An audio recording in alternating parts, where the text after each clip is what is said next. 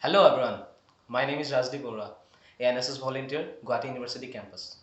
So as all of you know that from 1st of May, every adult that is 18 years or above is now eligible to get vaccinated.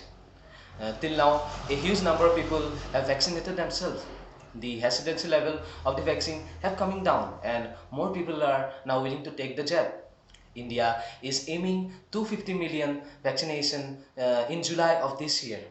Indian government have given emergency approval to two COVID vaccine and they are Covaxin of Bharat Biotech and Covishield of Oxford AstraZeneca, which is being manufactured by Serum Institute of India. Getting a COVID vaccine is imperative, but we are sure that you have some questions regarding the vaccine.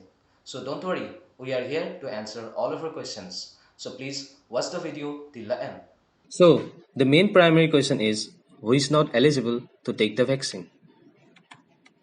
According to the Ministry of Health and Family Welfare, following people should avoid the COVID-19 vaccine. First, pregnant and lactating mothers. They are advised not to take COVID-19 vaccine because they have not been any part of clinical trial.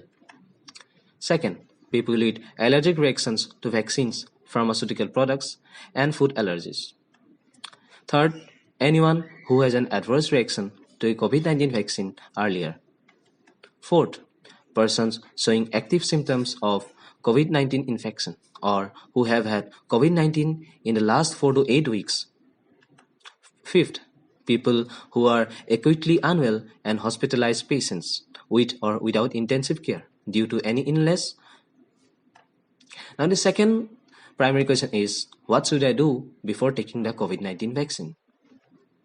In case a person has allergies to medication or drugs, it is important to get an all clear from a medical practitioner.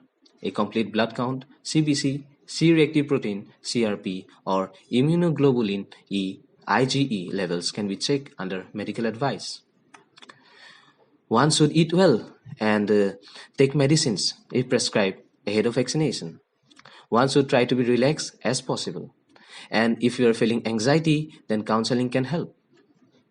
People with diabetes or blood pressure need to keep this in check. Cancer patients, especially those on chemotherapy, must act on medical advice.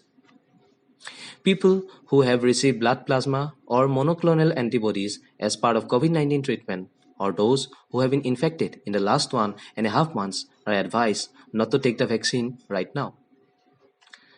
So, the third primary question is what should I do after taking the COVID 19 vaccine? A recipient of the vaccine is monitored at the vaccine center itself to guard against any immediate severe allergic reaction. People are allowed to leave only after it has been ascertained that this is not the case. Side effects like pain at the injection site and fever are common. Many people have reported these side effects, but there is no reason to panic. Some other side effects like chills and fatigue might also be expected, but these side effects go away in a few days. Now there may be one more question that can I choose the COVID-19 vaccine? The answer is no. At present, the option of choice of vaccine is not available.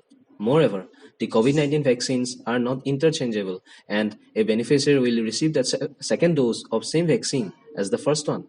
And it is also advised that people must have informed that what vaccine they are vaccinated. So now there is an important thing to note that vaccine teach our immune system how to recognize and fight an external threat. And in this case, this external threat is a virus that is causing COVID-19. It typically takes a few weeks after vaccination for the body to develop immunity, that is protection against the virus. This means that a person could still get infected by COVID-19 in few days immediately following the vaccination because the person have not had enough time to develop immunity.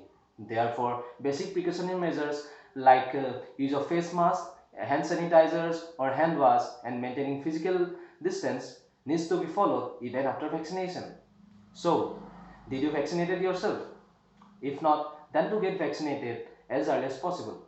And remember, if you are at the age group of 18 to 45, then registration at cowin.gov.in is mandatory. But if you are 45 or above, then prior registration is not mandatory.